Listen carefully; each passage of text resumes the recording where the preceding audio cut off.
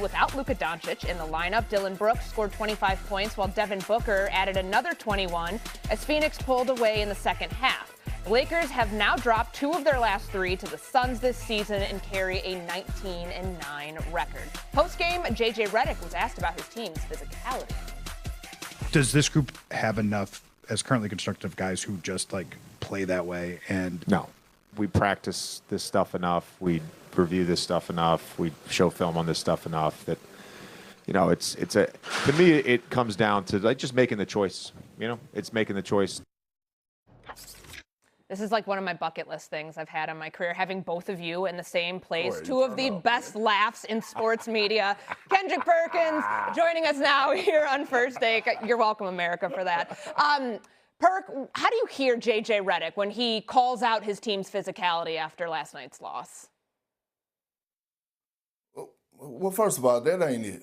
That ain't it. And it got me thinking about JJ, and this has been a pattern of behavior for us, him going on these rants. And I know to the public and to the fan base, we think it's funny and we think it's cute, but it's not funny and cute to those guys in the locker room. And JJ has an issue in itself when it comes down to calling out his players publicly in the media, because that's not all that he said. And then when you talk about him, when you talk about the Lakers, listen, the Lakers are not legit title contenders, okay? They can't stop cars at a crosswalk in the school zone. They're that horrible defensively. The Phoenix Suns shot 59% from the field last night, 41% from the three. They don't have the perimeter of personnel to defend at a high level.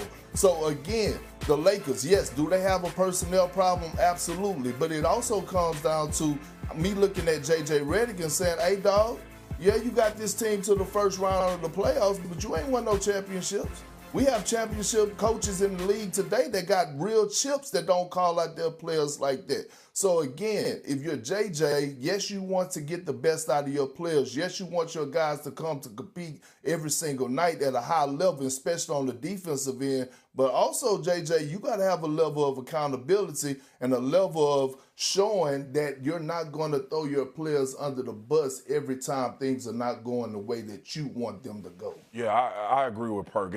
And look, this changes a little bit for me when you come from college to professional ranks, right?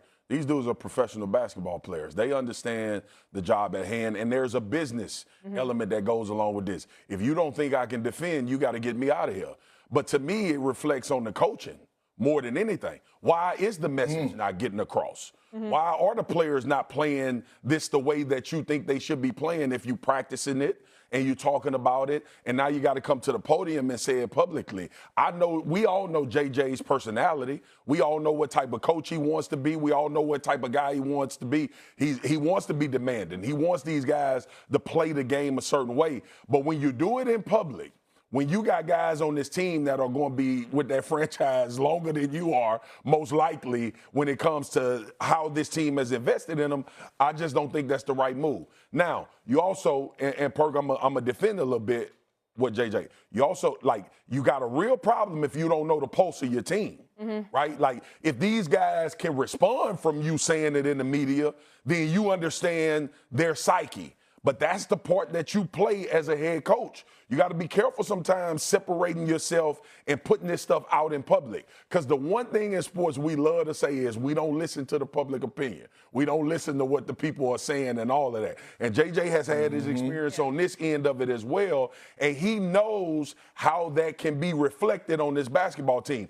So you better know how they going to respond to you sitting at the podium saying what you said. Well, Perk, I heard something you said. You said they're not legitimate title contenders. They're 19-9, fourth right now in the West. Do you agree? So I go. Yeah, you can't win a championship not defending. If anybody has watched Oklahoma City play basketball, you cannot win a championship if you can't defend.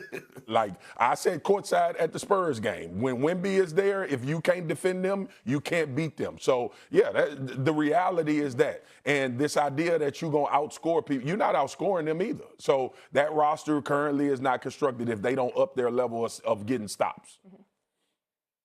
Final word. And look, the scoring, Luka leading the league in scoring, Lakers putting up big numbers offensively, that would get you to the regular season. But we're talking about one of the greatest franchises in basketball in the Los Angeles Lakers, where the standard is championships. And in order to win championships, you got to defend. Even when you forget these past 2 losses, go look at their last win against the Utah Jazz. They gave up 135 points in regulation. 135 points in regulation. That's not going to get it. Swagoo just mentioned OKC. That's just one problem. Yeah. You still got Nikola Jokic and Jamal Murray down there in Denver. You got Victor Wembanyama, Stephon Castle, Harrison Barnes, Dylan Harper, De'Aaron Fox in San Antonio. And then they got a matchup coming up with a team losing 2 games in a row in the Rockets on Christmas Day. Kevin Durant coming in town. And again, you got to defend. Part of the problem is they don't have the personnel, but another problem, Swagoo made a good point.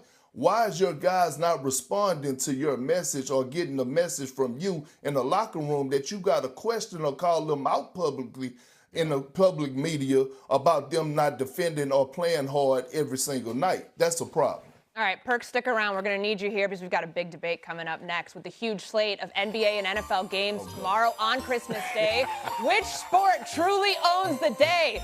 Fireworks and laughs, all of it here on First Take coming up next. Easy.